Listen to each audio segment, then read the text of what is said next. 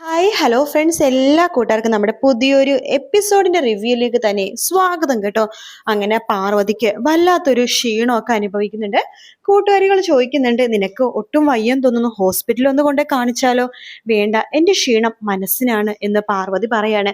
എങ്കിൽ നീ റെസ്റ്റ് എടുത്തു എന്ന് പറഞ്ഞിട്ട് കൂട്ടുകാരികളൊക്കെ പോവാണ്. പക്ഷെ പാർവതിക്ക് വരാതെ തലകറക്കോ ഛർദില് ഒക്കെ പോലെ തോന്നും കേട്ടോ. എന്താ ഇങ്ങനെയൊക്കെ സംഭവിക്കണത് തനിക്ക് എന്ന് ആലോചിച്ചിട്ട് പാർവതി പെട്ടെന്ന് ആ പഴയ കാര്യം പെട്ടെന്ന് മനസ്സിലേക്ക് വരുന്നു. പക്ഷെ എന്താണെന്നോ ഏതാണെന്നോ ഒന്നും മനസ്സിലാവുന്നില്ല.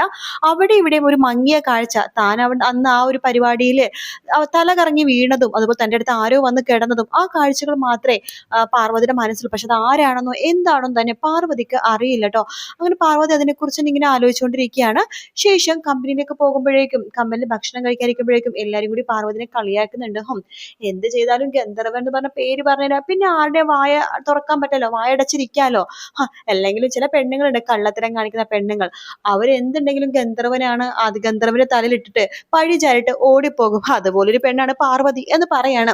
അത് കേൾക്കുമ്പോൾ പാർവതിക്ക് ആകെ വിഷമോട്ടോ. പാർവതി ഭക്ഷണം കഴിക്കാതെ അവിടെ നിന്ന് എടുത്ത് ഓടുവാണ്. അത് കാണുന്ന പ്രിയന് ആകെ വിഷമമൊന്നുണ്ട്. പ്രിയൻ കൂട്ടുകാരനോട് പറയണ്ട്, എടാ ഞാൻ പാർവതി അടുത്ത് പറയാൻ പോവാടാ, ഞാനാണ് ആ ഒരു ഗന്ധർവൻ എന്നുള്ള കാര്യം. അത് ശരിയാടാ, നീ അത് പറയണ ഞാൻ നല്ലത്. എല്ലാന്നുണ്ടെങ്കിൽ അവൾക്ക് ചീത്തപ്പേരാകും. അത് മാത്രല്ല, അവളിപ്പോ ഒരുപാട് പേര് കളിയാക്കുന്നുണ്ട്. നിന്നെയും പാർവതിയും മനഃപൂർവ്വം ആരോ കുടുക്കിയതാണ് അന്ന് ആ ഗോഡൌൺ വെച്ചിട്ട്. അതാരാന്ന് നീ കണ്ടുപിടിച്ചേ പറ്റൂ, മതിയാകൂ എന്ന് പറയാണ്. ശരിയാണ്, പക്ഷെ അതിന് എനിക്ക് ഒറ്റക്കാവില്ല. പാർവതിയുടെ സഹായം, എല്ലാവരുടെ സഹായം എന്റെ കൂടെ തന്നെ വേണം എന്ന് പ്രിയൻ പറയുമ്പോഴേക്കും ഞാൻ നിന്റെ കൂടെ തന്നെ ഇടാ എന്ന് പറയാണ്.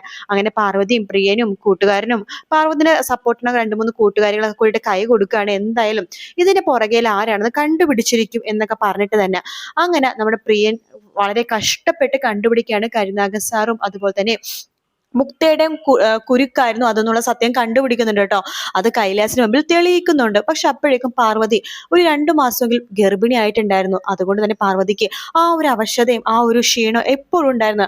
അപ്പൊ പാർവതി ഇങ്ങനെയൊക്കെ കാണിക്കുമ്പോഴൊക്കെ എല്ലാവരുടെയും വിചാരം അവൾക്ക് സുഖമില്ല, ആകെ ക്ഷീണമാണ്, പിന്നെ മനസ്സിൽ ഒരുപാട് വിഷമമൊക്കെ ഉണ്ടായിട്ടുണ്ടല്ലോ, അതിന്റെ ബുദ്ധിമുട്ടായിരിക്കും എന്നൊക്കെ പറയാണ്. ശേഷമാണെന്നുണ്ടെങ്കിൽ നമ്മുടെ പാർവതിയുടെ ഈ ക്ഷീണവും കാര്യങ്ങളൊക്കെ കാണുമ്പോഴേക്കും ചേട്ടൻ ഇത് അറിയുന്നുണ്ട്. അപ്പൊ ചേട്ടന് വല്ലാത്തൊരു വിഷമം, തന്റെ അനിയത്തിക്ക് ഇത് എന്ത് സംഭവിച്ചു. അന്ന് ഹോസ്പിറ്റലിൽ അഡ്മിറ്റ് ആയിട്ട് തിരിച്ച് വീട്ടിൽ വന്നാൽ പിന്നെ അവൾ ആകെ ഒരു മൂഡ് ഔട്ടാണ്. ഇനി അവൾക്ക് എന്തെങ്കിലും പ്രശ്നം ഉണ്ടാവോ, ഡോക്ടറെ അടുത്ത് ഒന്ന് സംസാരിച്ച് നോക്കിയാലോ എന്ന് പറഞ്ഞിട്ട് ചേട്ടൻ ആ ഡോക്ടർ അതായത് അന്ന് പാർവതീനെ, അതായത് ഇന്നലെ പാർവതിനെ കൊണ്ടുപോയില്ലേ, ആ ഹോസ്പിറ്റലിലേക്ക് ചേട്ടൻ വീണ്ടും പോവാണ്. അതിനുശേഷം ആ കുട്ടിക്ക് വല്ലാത്തൊരു ബുദ്ധിമുട്ടും കാര്യങ്ങളൊക്കെ ഉണ്ട്. എന്തുകൊണ്ടാണെന്നൊക്കെ ചോദിക്കുകയാണ്. സത്യം പറ, നിങ്ങൾ ആരാന്ന് ഡോക്ടർ ചോദിക്കുമ്പോൾ ഞാൻ അവളുടെ ഒരു കസിൻ ചേട്ടനാണ്. പിന്നെ ഡോക്ടറെ അടുത്ത് വേണമെങ്കിൽ സത്യം പറയാം, ഞാൻ അവളുടെ ചേട്ടൻ തന്നെയാണ്. പക്ഷെ ഞാനിവിടെയുള്ള കാര്യം അവൾ അറിയരുത്.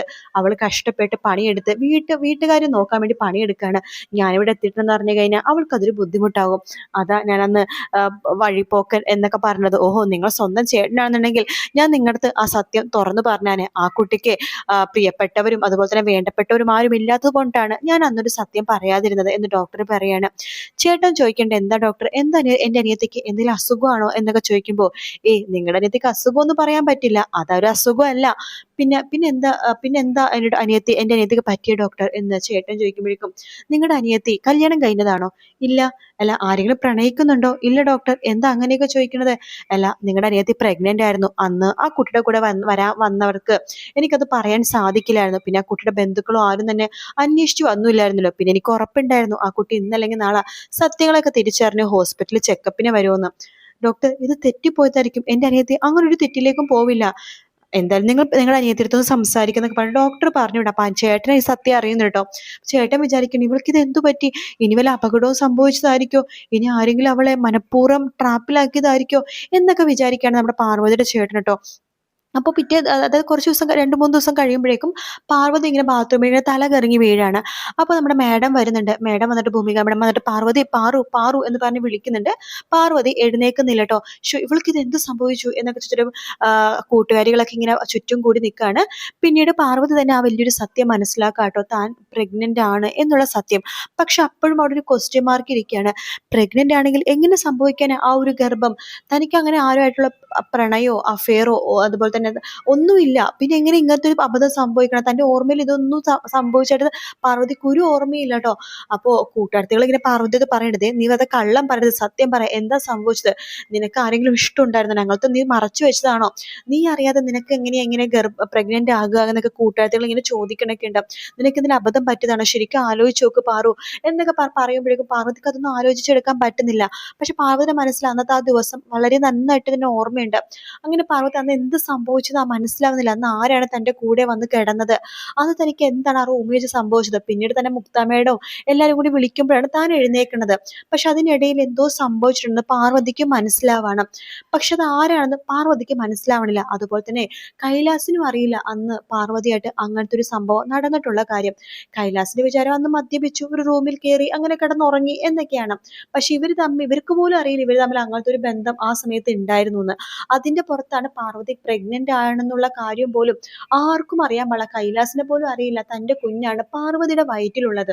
പാർവതിക്കും അറിയില്ല തന്റെ കുഞ്ഞിന്റെ അച്ഛൻ ആരാണ്, ഇതെന്താ ദിവ്യഗർഭമാണോ എന്നൊക്കെ പോലും പാർവതി ആലോചിക്കണം കേട്ടോ. പാർവതി ഇങ്ങനെ ഗർഭിണിയാണെന്ന് അറിയുമ്പോഴേക്കും പ്രിയനും അതുപോലെ തന്നെ കൂടെയുള്ളവരൊക്കെ തന്നെ പാർവതിനെ വെറുക്കാനായിട്ട് നല്ല ചാൻസ് ഉണ്ട് കേട്ടോ. കാരണം വെച്ചാൽ പാർവതി തെറ്റ് ചെയ്തിട്ടുണ്ട്. പിന്നെ കൂടുതൽ ആൾക്കാരും സംശയിക്കുന്നത് പ്രിയനെ തന്നെയായിരിക്കും.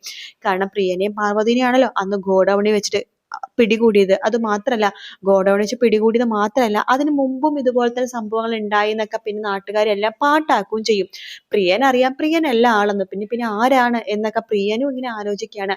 പാർവതി ആലോചിക്കുന്നുണ്ട് തന്റെ കുഞ്ഞിന്റെ അച്ഛൻ ആരാണ് എന്നുള്ളത്. അതിനുള്ള ഉത്തരം ഇപ്പോഴൊന്നും കിട്ടില്ല കേട്ടോ, കുറെ നാളിന് ശേഷം അറിയാൻ സാധിക്കുള്ളൂ.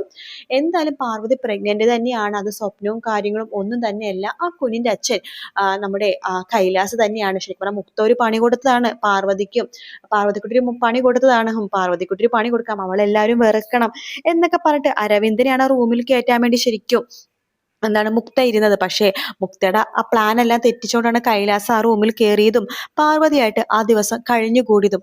അതിനുശേഷം മുക്ത മാത്രമേ ഈ സംഭവങ്ങളൊക്കെ അറിയണത്. അതായത് പാർവതിയും കൈലാസാണ് ആ റൂമിൽ ഒരുമിച്ച് കിടന്നെന്നുള്ള സത്യം അറിയണത് മുക്തയാണ്. പക്ഷെ മുക്തയ്ക്ക് ഇത് ആർക്കും പറയാൻ പറ്റില്ലല്ലോ.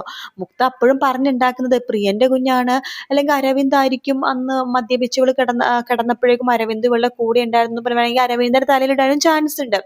എന്തായാലും പാർവതി പ്രഗ്നന്റ് ആണെന്നുള്ള ഭാഗങ്ങളാണ് നമ്മൾ ഇനി വരുന്ന എപ്പിസോഡ്സിൽ കാണാൻ പോകുന്നത് കേട്ടോ.